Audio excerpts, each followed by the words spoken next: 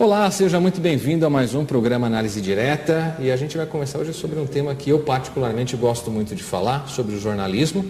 E o tema de hoje você está vendo já aí no nosso GC, na tarjinha aqui, sem medo de expor pelo bom jornalismo. O bom jornalismo é aquele que não só informa, mas leva as pessoas a refletirem naquilo que é divulgado. Na verdade, é um desafio muito grande fazer esse tipo de jornalismo no Brasil.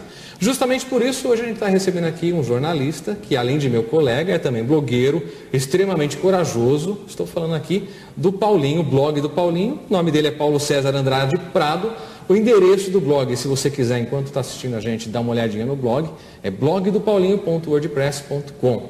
Paulinho, obrigado por atender nosso convite, é um prazer te receber, viu? Eu que agradeço, né, o convite, é sempre muito bom a gente estar podendo conversar, né, principalmente sobre o assunto jornalismo, né, que é um assunto intrigante, interessante, é muito bom, falar, né, é verdade. Agora, diga uma coisa, esse seu blog é bastante polêmico, né, porque ali você tem a liberdade de falar, você vai conhecer o blog, depois eu vou mostrar um pouquinho aqui, você pode acessar em casa também enquanto isso. Mas você vai perceber o seguinte, o Paulinho fala ali na lata, sem medo, para o que der e vier. Como é que esse negócio, como é que começou essa história do blog? Vamos do início. Olha, o blog, ele veio meio que por acaso. Eu era motoboy, chegava em casa estressado e estava até meio depressivo na época. Falei, eu preciso fazer alguma coisa para ocupar o tempo. Aí peguei e criei um blog. E comecei a comentar a notícia dos outros e tudo mais. Falei, tá muito chato esse negócio de comentar a notícia dos outros. Aí comecei a ligar para os lugares para checar a informação. E aí eu descobri que muita informação que era postada, não só na internet, como no jornal, não correspondia à verdade. Que coisa, hein? Tudo mascarado. Tudo mascarado. E eu comecei a publicar o que eu apurava. E o blog começou a ficar muito conhecido por mídia social. Que era o Orkut na época, não tinha Facebook e tal. E começou a ficar conhecido, começou a ser divulgado, e algumas pessoas da mídia começaram a divulgar informações que eu postava no blog. Olha, e o blog começou a estourar, até eu lançar a notícia do Nilmar, que foi o golpe que o Kia Jogabichian, que é o da MSI, na época da MSI, ele estava no Corinthians ainda, ele tentou tirar o Nilmar do Lyon sem pagar o Lyon.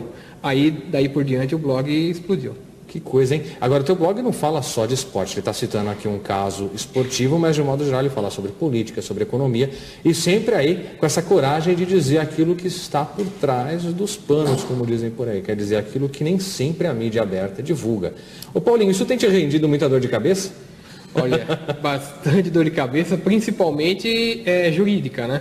Porque hoje em dia no Brasil, o jornalista, eles tentam frear pela parte financeira, principalmente o jornalista independente. Então, tudo eles processam, mesmo que eles saibam que não vão ganhar. Porque eles vão ter que te fazer gastar advogado, você perde tempo, você perde um monte de coisa, tem que ir atrás de mais provas, de mais embasamento, né, para poder concorrer com eles nos processos, né? Então, eu acabo gastando um bom dinheiro. Se defendendo dessa gente. Por exemplo, eu ganhei um processo agora do André Sanches, ele me processou, pediu 100 mil reais, que não ia receber nunca, que eu não sei nem, nunca vi essa quantia na minha frente. Ganhou na primeira instância, sabe-se Deus como, porque a primeira instância é impressionante como as coisas mudam na segunda instância quando vem 3 desembargadores julgar. Aí a gente fica até mal impressionado com a justiça por causa disso. E ganhei na segunda instância, mas até ganhar o processo na segunda instância eu gastei com advogado e tive que recorrer, para recorrer gastei mais dinheiro e eles vão tentando te enforcar dessa maneira.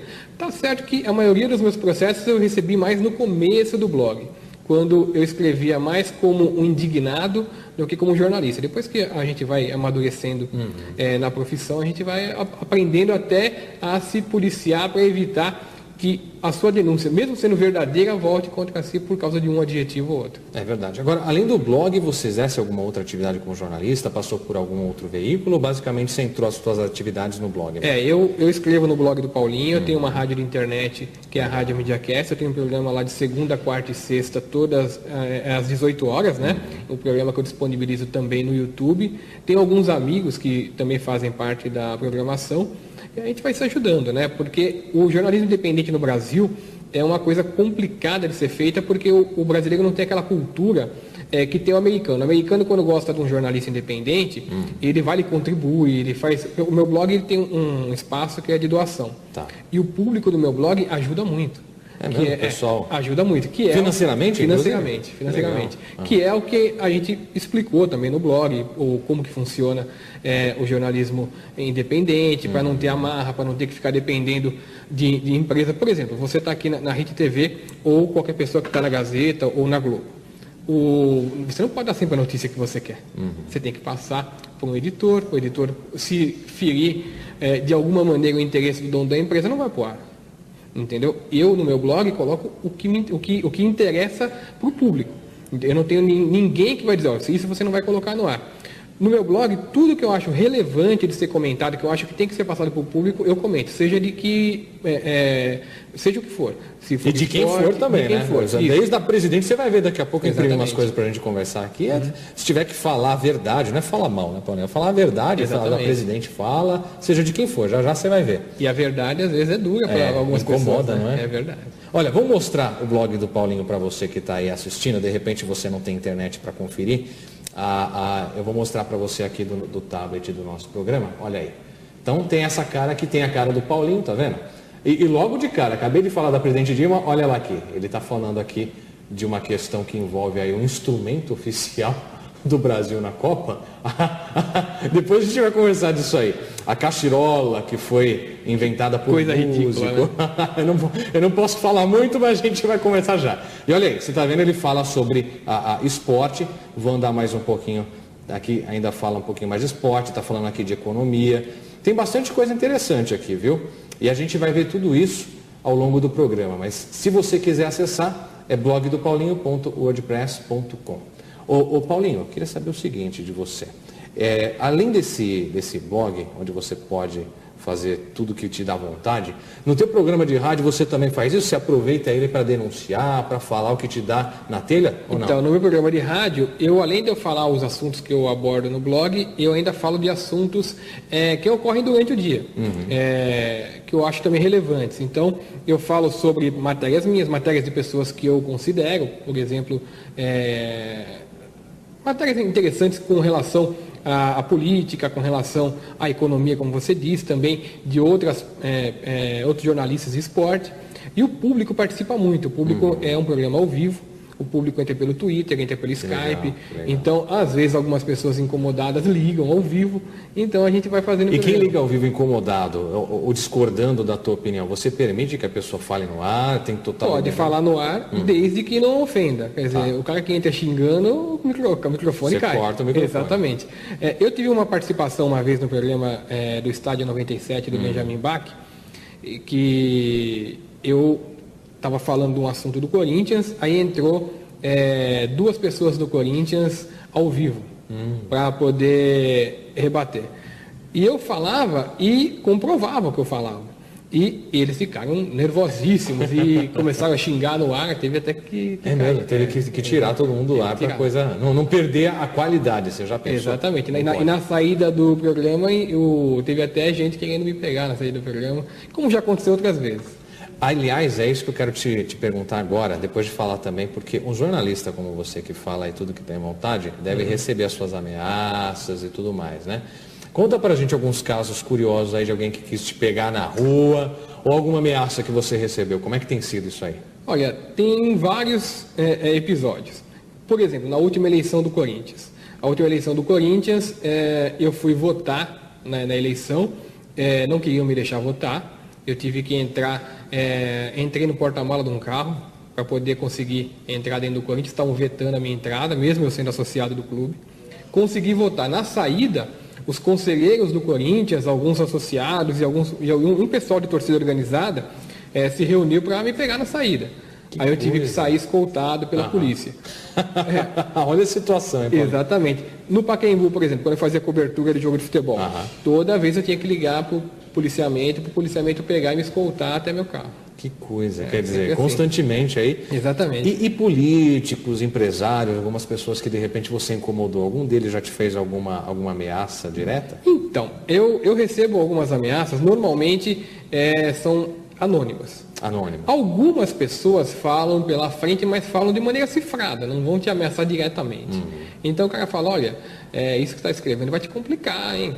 sei o quê. Aquela intimidação. Exatamente. Do colarinho branco. Eu tive uma intimidação muito pesada, direta, do Walter Torre, que é o dono da W Torre.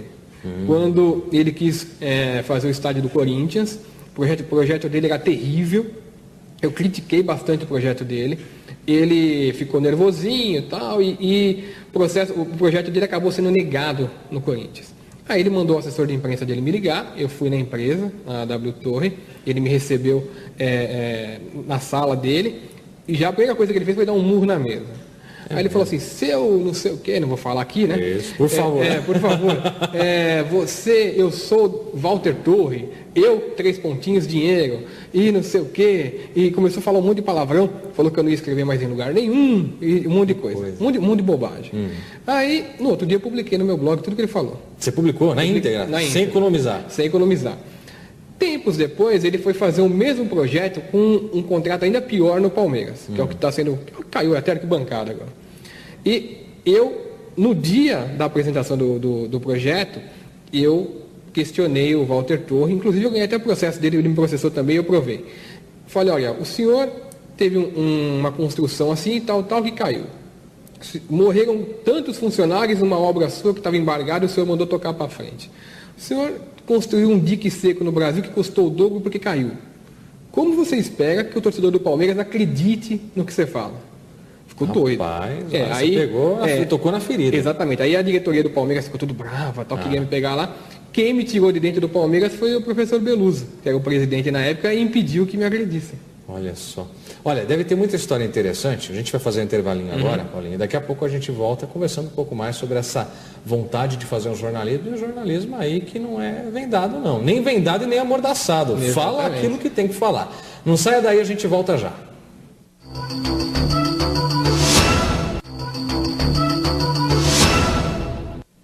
Muito bem, estamos de volta para o segundo bloco da Análise Direta, falando hoje sobre o jornalismo, na verdade sem medo de expor pelo bom jornalismo, que é o nosso tema, e o bom jornalismo é aquele que traz a verdade, seja como for e doa quem doer. Quem está falando com a gente sobre isso é o blogueiro e jornalista, o Paulo César Andrade Prado, o Paulinho, que é dono do blog do paulinho.wordpress.com, que a gente já mostrou um pouquinho aqui. Eu estou com algumas coisas aqui que eu quis imprimir para a gente poder conversar e tal, mas eu vou te mostrar também aqui pelo nosso tablet para você ter uma ideia. Olha, o que eu acho interessante do jornalismo, Paulinho, é que a coisa se modernizou muito. Você que gosta de ler jornais, revistas, sabe disso. Antigamente era assim, né? Jornal e revista e alguns jornais aí de televisão eram basicamente a fonte fiel de informações para o leitor, seja, enfim, para aquele que quer saber do que está acontecendo no Brasil e no mundo. Hoje não, hoje a internet é uma ferramenta fantástica. Exatamente. E não só pelos sites de notícias, como também pelas redes sociais. E aí vem o WordPress, que é uma rede interessante que fornece blogs aí e que não pode ser tocada, que eu acho mais curioso ainda. Interessantíssimo. Ele estava me dizendo o seguinte nos bastidores, que ele comprou os domínios, o .com, .com.br, mas tudo isso é para segurar o nome, não é isso? Exatamente. Porque se você postar lá, o pessoal vai acabar te tirando do ar, né? Porque tem muita gente que entra com processo pedido de liminar para tirar o site do ar.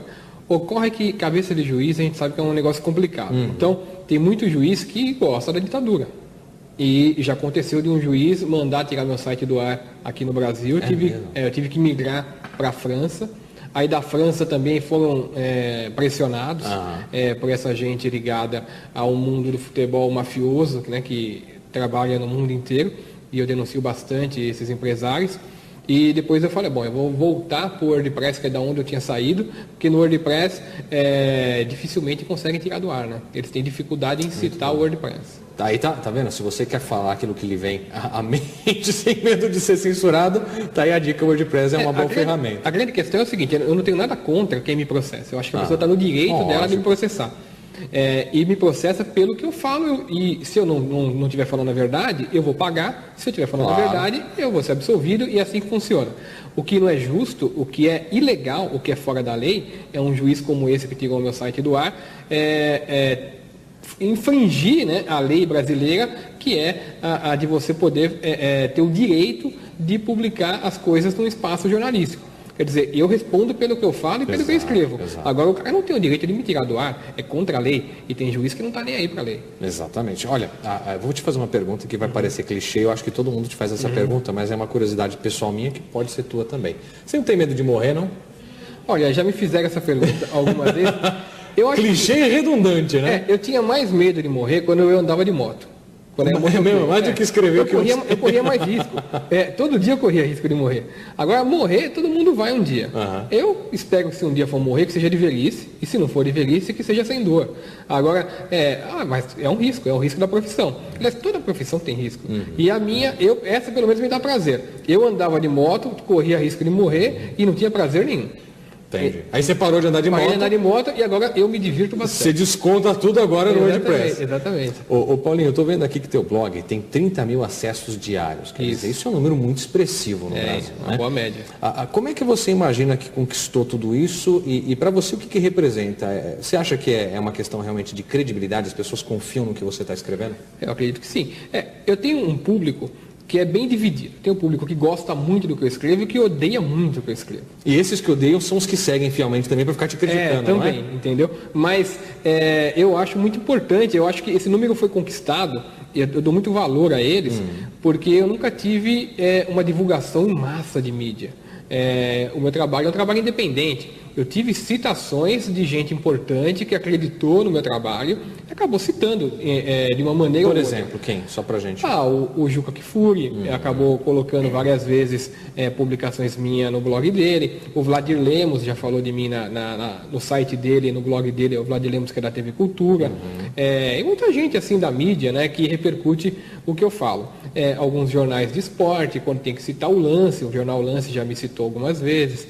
Então, o que acontece? Você acaba sendo muito citado. As pessoas vão conhecendo. E as pessoas vão conhecendo. Porque o meu blog ele tem uma coisa interessante, que além de ele comentar os assuntos que eu acho mais relevantes, assim, eu tenho coisa exclusiva que depois por exemplo, eu publico uma matéria num dia, daqui 3, 4 dias as grandes mídias estão repercutindo. Então acaba dando credibilidade para o que eu falo. Eu falei primeiro, daqui 4, 5 dias o cara vai atrás, porque a redação mandou ir atrás, e o cara acaba descobrindo e acaba, mesmo que ele acrescente alguma informação, a origem da informação foi a minha. E acontece o contrário às vezes. Às vezes eu vejo uma reportagem, por exemplo, num jornal ou na televisão, que eu acho que faltou alguma coisa, aí eu vou atrás. Eu vou atrás e falo, olha... Você traz o outro lado daquela informação. Aí eu encontro mais alguma coisa. Você me disse que era motoboy. Isso. E aí começou a ficar entediado, quis descontar esse seu tédio aí no jornalismo. Mas você escolheu o jornalismo naquele momento exclusivamente por isso ou é algo que desde criança você imaginava? Então, eu acho que é uma coisa que eu tinha embutido dentro de mim, mas eu não tinha percebido ainda. Porque eu criei o blog, aí sem nenhuma intenção de ser jornalista. Nenhuma. A intenção era realmente ficar escrevendo. Eu achava que eu lia muitos blogs e achava que eu podia fazer a mesma coisa. E eu ia comentando, como começou a ficar bem visitado, eu comecei a achar que eu tinha um público e que esse público eu tinha que respeitar, então eu tinha que postar notícia interessante. Eu comecei a trabalhar bastante para esse público, para botar novidade, eu achava que quanto mais novidade era melhor. E eu tinha lances da minha infância que indicavam que eu seria um jornalista, mas eu nunca percebi. Por exemplo, eu morava num prédio e o síndico do prédio estava metendo a mão. E eu, moleque, 14, 15 anos, tinha um computador, fiz um jornalzinho contando os roubos desse síndico que tinham me passado. É mesmo? E botei embaixo das portas. Saiu distribuindo em cada apartamento. Quer dizer, uma coisa que é um inside, né, de jornalismo e eu não imaginava. Entre outras coisas, eu anotava os jogos quando tinha 10, 11 anos de idade e fazia comentário para mim mesmo, tenho guardado lá. Olha que coisa. Entendeu? Eu tenho um monte de coisinha que indicava o caminho, mas eu não encontrava o caminho. E eu quase perdi o caminho, né? Porque eu estava com 34 anos quando era motoboy, quando eu criei o site, né? Tinha só o 2º grau, eu estava depressivo porque eu achei que eu ia morrer motoboy. Então, olha que virada, né? E a vida é interessante. Por exemplo, o Juca Kfouri é um cara que eu sempre fui fã do Juca Kfouri. Eu fui alfabetizado lendo Placar e lendo jornais de esporte. E depois você vai modificando e ampliando o horizonte. E jamais imaginaria um dia que seria amigo dele, ou que seria amigo de outros jornalistas que também serviam de referência para mim no mundo esportivo. E tem também o outro lado, né? Tem muita gente que me decepcionou, que eu era fã do cara e de repente eu vi que nos bastidores o cara é um personagem, né? É um caso do Jorge Cajuru. O Jorge Cajuru é um personagem. Ele é totalmente o oposto do que ele passa na televisão. Que coisa. Bom, vou te fazer duas perguntas em uma agora, que é o seguinte, você com essa dinâmica toda de escrever e tal, primeiro, você nunca recebeu um convite de algum órgão grande de imprensa, enfim. E segundo, dentro também, né, disso, se você não tem vontade de ir para uma grande emissora, claro, sem citar nenhum nome, ou para um grande jornal, como é que você vê essa questão?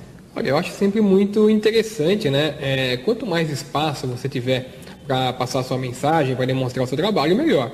Por exemplo, o convite de vocês aqui da HIT é muito importante. Eu tenho o público de vocês, o seu público, que vai passar a me conhecer. Agora, eu sou muito convidado para ter participação em programa. Por exemplo, você me convidou para participar aqui. Eu participei de um outro programa na TV Cultura, participei de programa em vários locais. Mas eu tive um convite de um portal, uma vez, um portal que eu não vou citar o nome porque não é legal. Não precisa. Não precisa, mas eu tive que recusar o convite antes de ouvir a proposta, porque o dono do portal eu estava denunciando. Ah, entendi. Quer dizer, mas interessante, será que quem te fez a proposta não sabia disso? Eu acho que sabia e tinha o intuito exatamente de parar com as denúncias. Sabe que isso já aconteceu comigo? E aí eu fui para dentro do veículo e fiquei 5 meses lá dentro, mas não aguentei, porque eles fazem uma pressão interna. Claro. É complicado. Não, você complicado. fez bem. E você sabe que eu tive um amigo também que está lá, tinha que estar arrependido. Bom, uma outra pergunta que eu vou te fazer agora é uma pergunta complicada. Vamos lá. Você já recebeu, olha lá, alguma oferta financeira para tirar alguma coisa que estava publicada? Alguém já tentou te subornar ou comprar de alguma maneira o teu blog, a tua maneira de escrever? Já tentaram. E quem tentou não se deu bem, porque eu publiquei a tentativa e publiquei até a foto do dinheiro. Você publicou? É mesmo? Mandaram até o dinheiro, antecipadamente, tá aqui, o dinheiro. Em mala, aquela coisa toda? Olha, como é que foi? Eu publiquei uma matéria que ficou muito conhecida, inclusive foi uma das ocasionadoras da queda do Vanderlei Luxemburgo no Flamengo. Eu comprovei que o Vanderlei Luxemburgo, ele ganhava comissão de jogador no Flamengo e ele estava envolvido em diversos rolos de jogadores no Flamengo.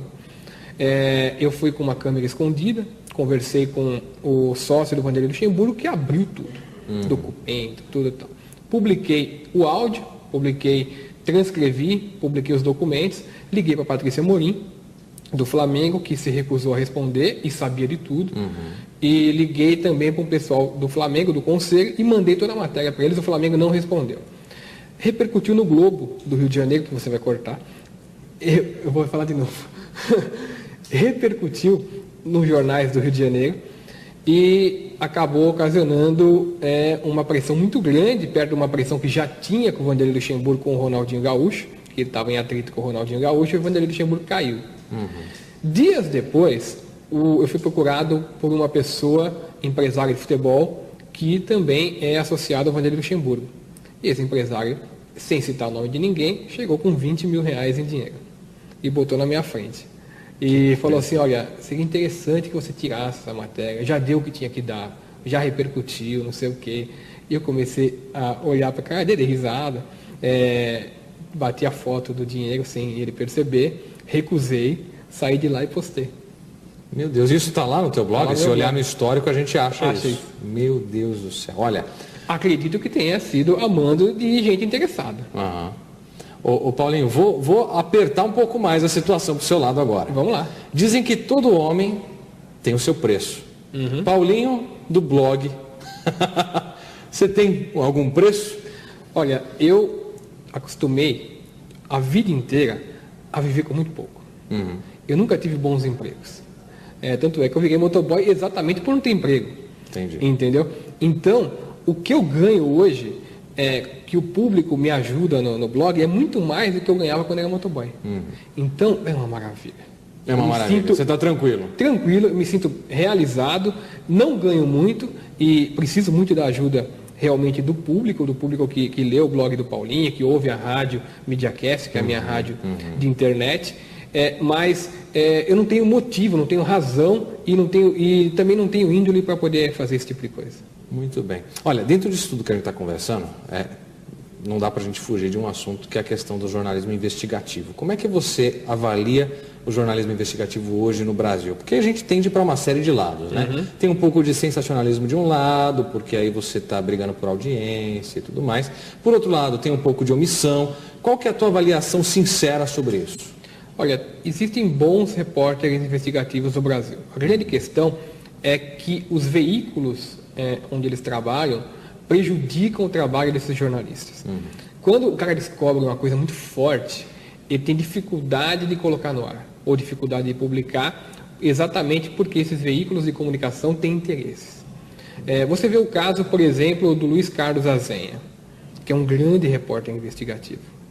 Mas ele tem problema de falar de alguns assuntos, porque a emissora que ele trabalha e o blog que ele tem, ou que ele escreve, tem interesses com o governo. Então não pode falar de tudo. Não pode falar de tudo. Entendeu? Quer dizer, ele é um bom jornalista investigativo, faz bons trabalhos, mas, lamentavelmente, não pode falar de tudo. Agora, tem um jornalista que, eu vou citar novamente o Juca. O Juca ele tem uma situação interessantíssima. O Juca é um grande jornalista investigativo e entre outras coisas. Ele estava na redação de uma das empregadoras dele, que eu não vou dizer qual é, e tinha uma circular dizendo que ele não poderia falar de tal assunto. Eu presenciei isso. E ele pegou, faltava 50 minutos para ele entrar no ar, e ele falou para o empregador dele, fala para a diretoria que tem que me mandar a resposta da empresa que eu vou falar. Ninguém falou. Só ele teve coragem de falar. Ele foi, 10 minutos antes de começar o programa, chegou a resposta da empregadora dele. Aí ele deu a notícia contra a empregadora e deu a resposta da empregadora. Que é o certo. O jornalismo tem que ser feito assim. Ouvindo todos os lados, né? Sua apuração antes de falar. Tá bom, olha, eu achei que eu era maluco, ou que o Juca é maluco e outros tantos por aí, mas eu tô vendo que o Paulinho é o mais louco de todos nós. Mas a gente vai conversar um pouco mais sobre essa loucura daqui a pouco no último bloco, viu, Paulinho? Não saia daí, você que está assistindo a gente. Análise Direta volta já.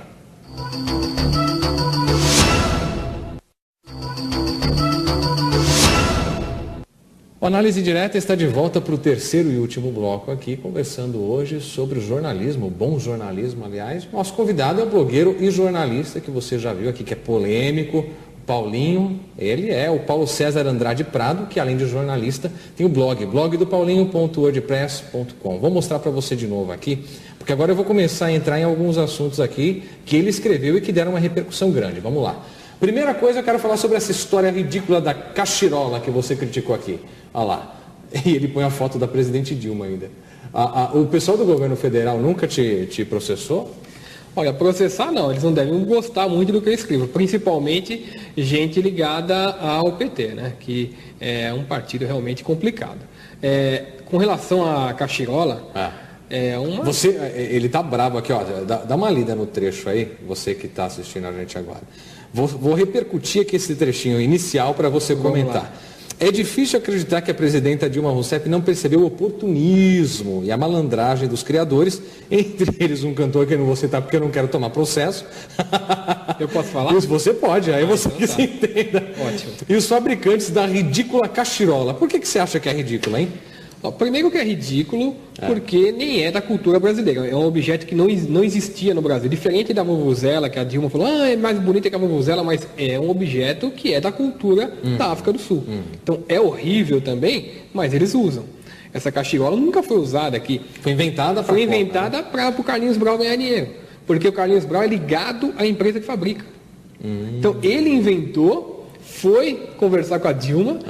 Olha, tomara que tenha enganado a Dilma, que ela não sabia disso. Tomara. E torce para que ela não tenha conhecimento de que estava sendo enganada. Posso pegar no seu pé? Vamos. Você está dizendo que ele tem ligações. Você tem prova disso? Tem prova. É só você procurar na junta comercial, você vai ver que há negócios das duas empresas e sócios em comum. E você foi fazer essa pesquisa? Fiz a pesquisa. É mesmo? E se você entrar no blog do Juca, o Juca também cita ele também a ligação. Esses dois são malucos. Bom, aí você criticou aqui, que repercussão deu essa história da cachirola?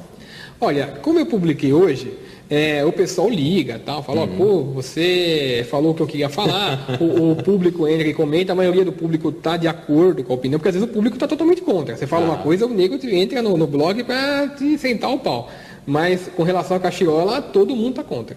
Porque é realmente um absurdo. E ainda bem que no jogo do Bahia com Vitória, o povo, por linhas tortas, está mostrando para o governo que não pode ter essa cachirola na Copa do Mundo. Quer dizer, todo mundo atacou a cachirola no campo, e se isso fosse numa Copa do Mundo seria uma vergonha tremenda.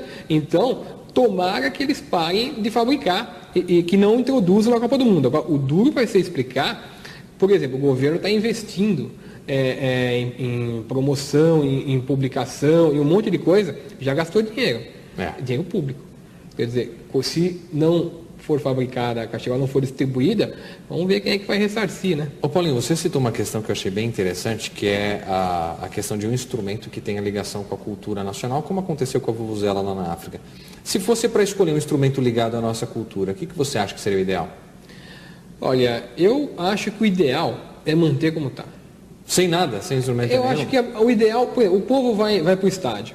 Hoje está proibido por causa de briga, mas como agora estão tirando os alambrados, eu acho que pode até permitir. O camarada vai com o seu bumbo, com o seu equipamento de samba, que é o que o pessoal costuma levar no estádio e que o povo brasileiro utiliza mesmo. Ou vai com a cornetinha lá que todo mundo sempre usou, isso, não é isso? A cornetinha que é tradicional. Agora, o que sempre foi usado, eu não vejo nenhum problema, porque é da cultura do brasileiro.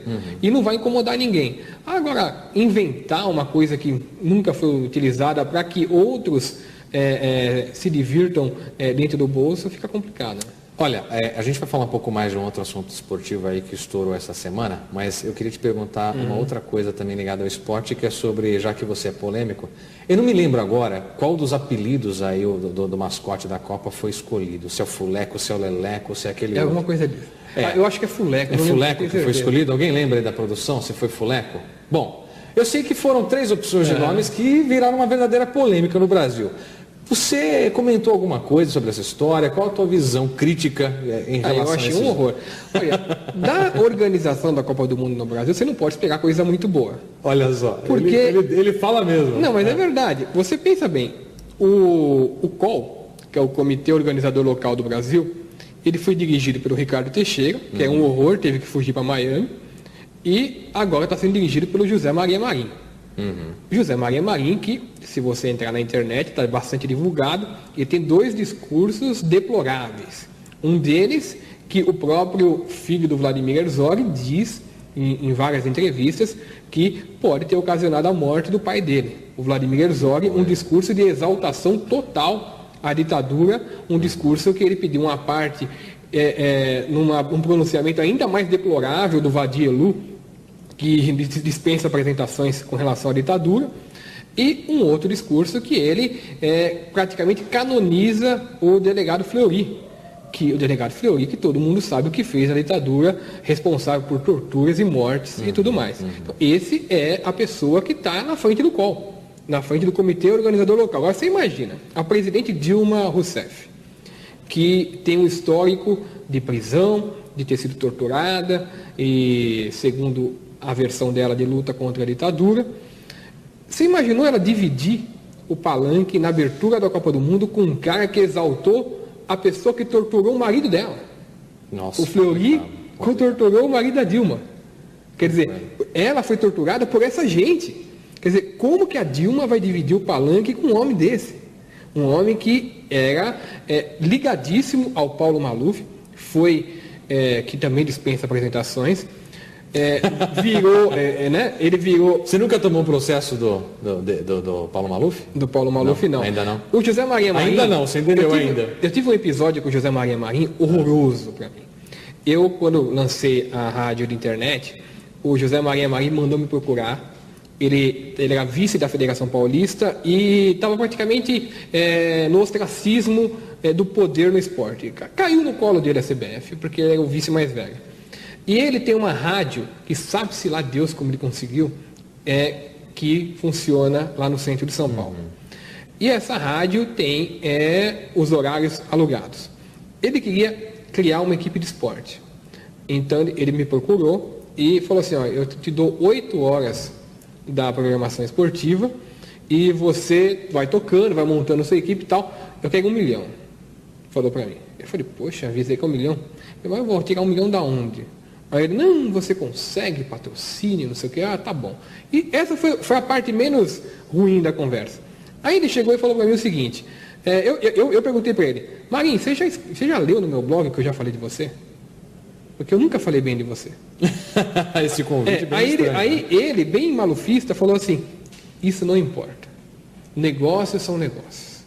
Aí eu peguei e falei, tá bom, então, e o que você impõe mais de condição? Ele, eu quero que você ceda espaço aos meus amigos para eles se defenderem.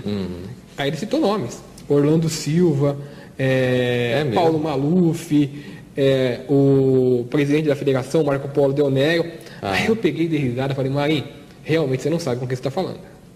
Olha, eu tô procurando aqui uma outra crítica que eu achei bem interessante. Eu vou sair já do esporte, mas tem outro negócio que eu achei interessante, que você bateu numa pessoa, bateu no sentido jornalístico, falou mal aqui no blog, uma pessoa que tem sido queridinho no esporte, o Neymar. Você falou aqui, Neymar não precisa vender autógrafo, que é ridícula a iniciativa dele de se associar a uma empresa especialista em venda de autógrafos.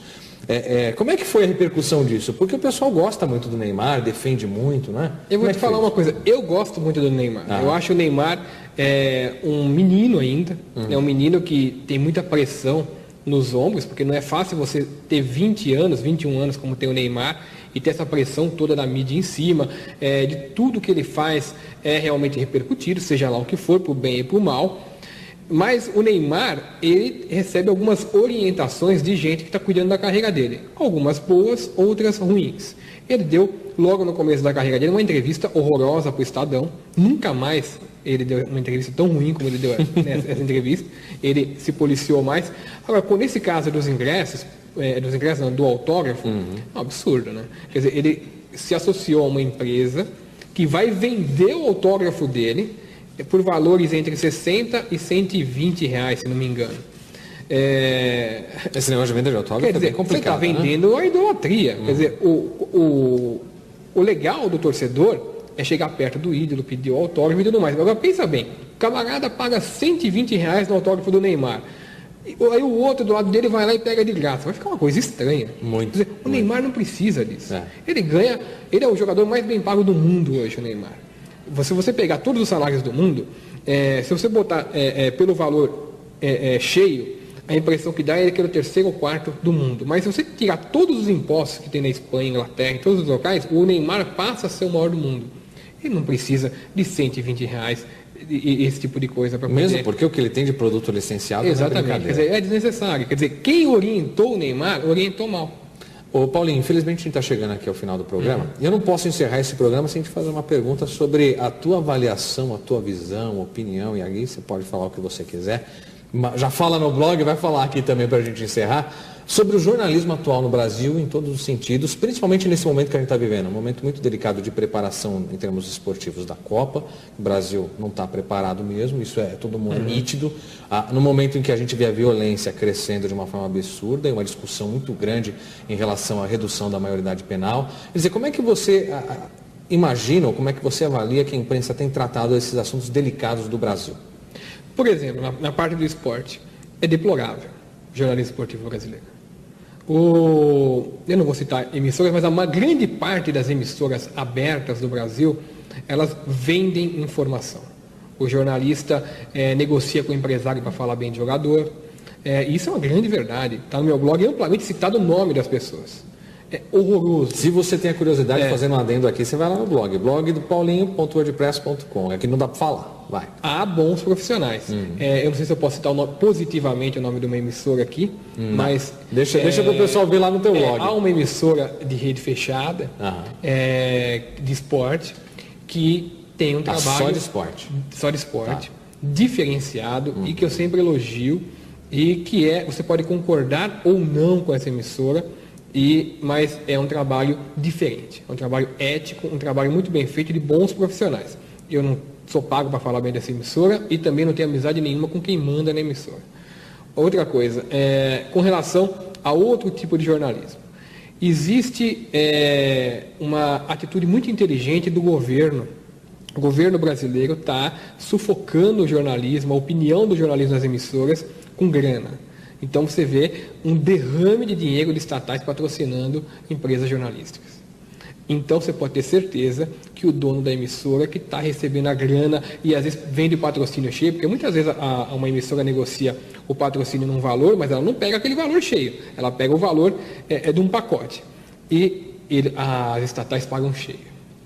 Então o dono da empresa, se o jornalista falar mal do governo de uma maneira que possa comprometer demais o governo, você pode ter certeza que alguém vai chamá-lo numa reunião de pauta ou de redação.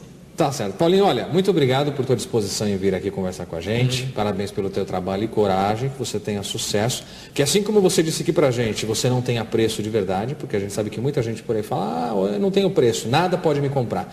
Mas nem todo mundo cumpre isso à risca, que você consiga manter isso.